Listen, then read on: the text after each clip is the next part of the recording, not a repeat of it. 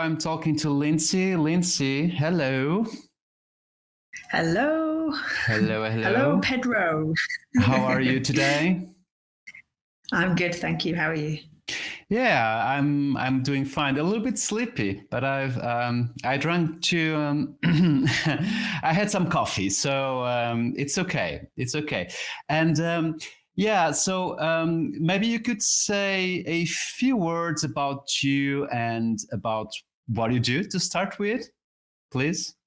Yeah, absolutely. So I'm Lindsay and I run Lindsay Does Languages, where I don't teach languages, I teach how to learn a language.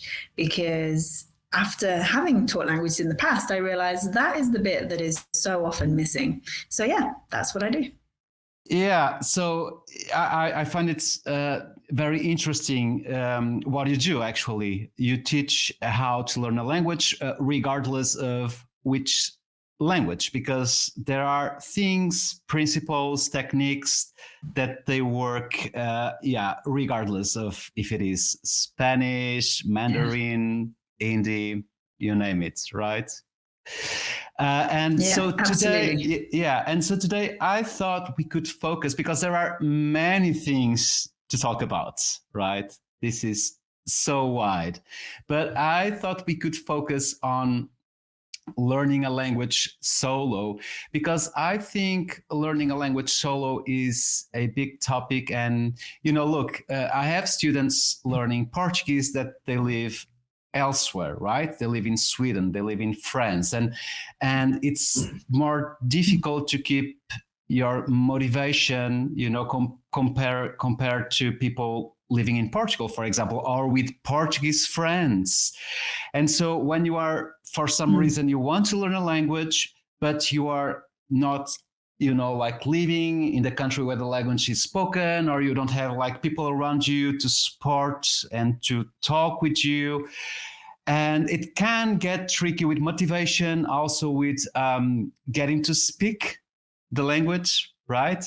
So talk us through about this solo learning, please. Yeah, of course. So I would say the first thing that we have to talk about is that the difference between learning a language solo and learning alone, because solo does not mean alone.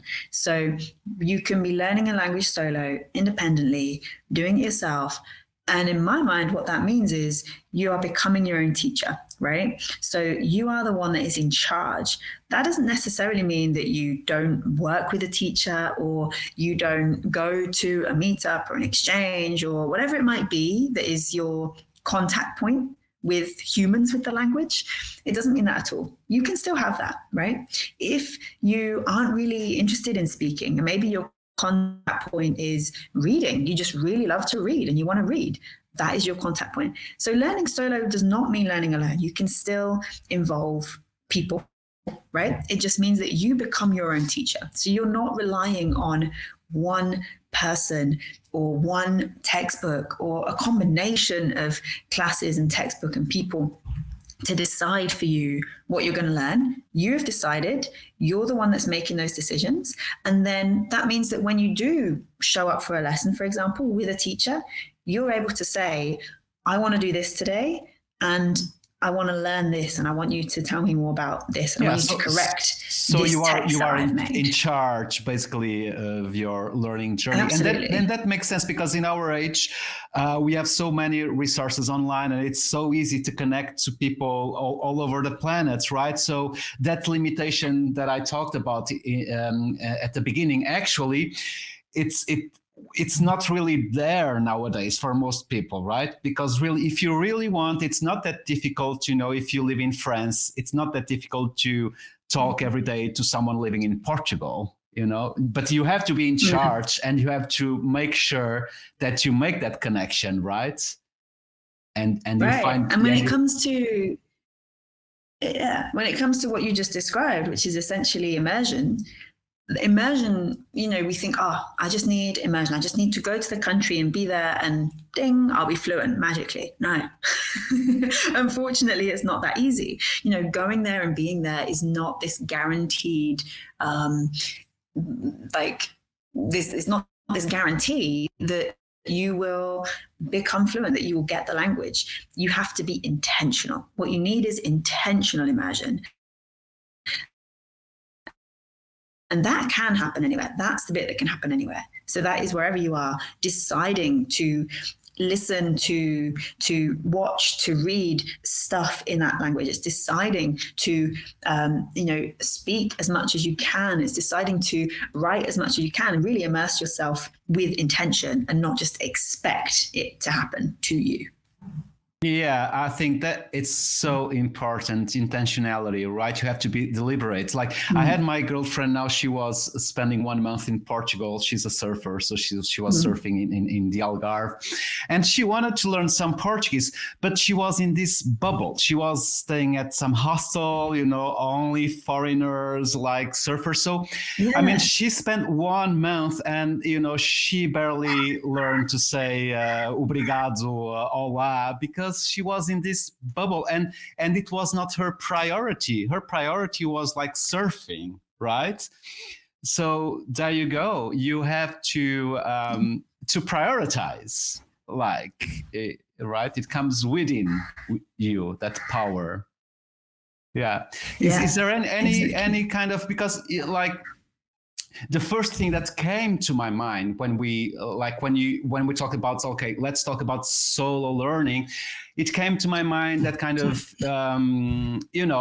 speaking practice that you can be at your place and you can use those techniques as you do everyday things, like I'm preparing the breakfast, I will take a shower. You can vocalize those daily actions. Okay, now I'm going to prepare breakfast. So in Portuguese, vou preparar o pequeno almoço. And I was also thinking of those hacks. I mean, that they are useful and they can make also a difference, get you used to actually speak it out. Part of it is that it might be that you are kind of narrating your day, essentially. That might be part of it. Part of it might be, again, very intentionally speaking and practicing, but you're doing this solo. Like if we take the example of a concert, right? Let's say Taylor Swift just wrapped up the biggest tour ever, just insane. There's no way she didn't get up on night one and be like, right, we've got the list of songs. Let's see how this goes, guys. No. There were months and months of rehearsals and practice behind closed doors that we didn't see, that went into being able to put on that show. And it's the same thing when you're speaking a language. You don't just rock up to the country and with zero practice and expect to be able to speak fluently to the immigration officer when you hand over your passport. It doesn't happen.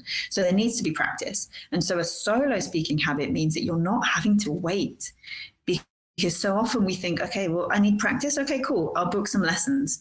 And maybe that's once a week, twice a week. So in between, you're just waiting, right? Until you get to the lesson and then you speak. You're waiting again for another 7 days and then you speak. You don't have to wait with a solo speaking habit. You speak to yourself, so maybe prompts are a big part of this. I have a prompt membership for this exact reason, because it's so important to, speak more, to write more, to really feel confident with that practice. And to have something interesting to write about and to speak about. The narrating can only take us so far. If every day we're going to be preparing breakfast, we're going to get really good at saying, I'm preparing my breakfast in Portuguese. Right. So we need some extra prompts and triggers to just spark that inspiration. Yeah. And that ties back into what we're talking about, that you are in charge and you have to make sure that you take those steps, because it's very easy just to find an excuse. Oh, I don't have anyone to talk with. So, unfortunately, I can't practice. It's very easy to make those excuses to yourself, right?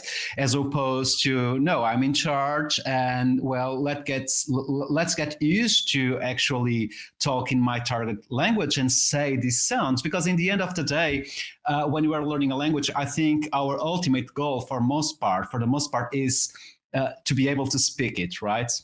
And when it comes to speaking a language, it all boils down to making sounds. I mean, it's so important to vocalize and to get used to the sound system, and so of that language. And I really think that that's huge. And you can do it, being at your place on your own. You don't really need anyone. Of course, it's also important, and it plays a role to interact with other people. And if you can do that, amazing.